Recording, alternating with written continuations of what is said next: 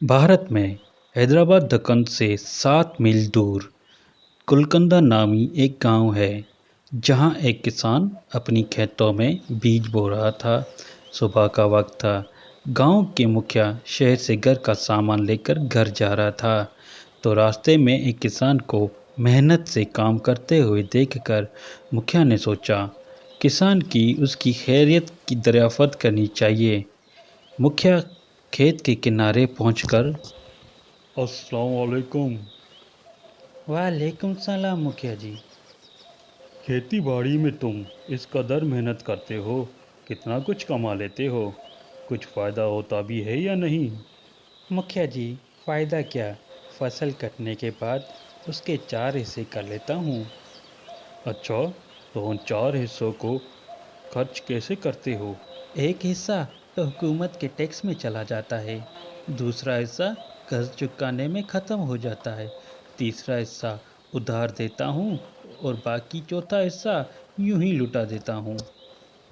मुखिया को किसान की ये अजीब व गरीब बातें सुनकर बहुत तहज्जुब हुआ। मुखिया ने हैरत से पूछा, तुम्हारी बातें मेरी समझ में नहीं आई। साफ साफ बताओ, तुम कर्ज चुकाते भी हो और देते भी हो, और ऐसा कौन सा कर्ज है जो हर फसल पर अदा करते हो और फिर भी ख़त्म नहीं होता? वो कौन है जिसे तुम कर्ज हमेशा देते हो और फिर भी एक चौथाई रकम तुम यूं ही उड़ा देते हो? मुखिया जी, दरअसल बात यह है कि मेरे वालिद ने साहूकार से रकम उधार ली थी। वालिद के मरने के बाद उसका सूद मैं अदा करता हूँ, दूसरा हिस्सा हुकूमत के टैक्स में चला जाता है और तीसरा हिस्सा किसको उधार देते हो तुम? ये मैं अपने 2 लड़कों पे खर्च करता हूँ ताकि बुढ़ापे में वो मुझ पर खर्च करे। और ये एक हिस्सा फजूल क्यों उड़ा देते हो तुम? मेरी एक लड़की भी है, आपको पता है आजकल जहेज के बिना शादी नहीं होती और जहेज एक फजूल रस्म है। चौथा हिस्सा उसके जहेज के लिए रखता हूँ। मेरी नज़र में ये रकम लुटाना ही हुआ।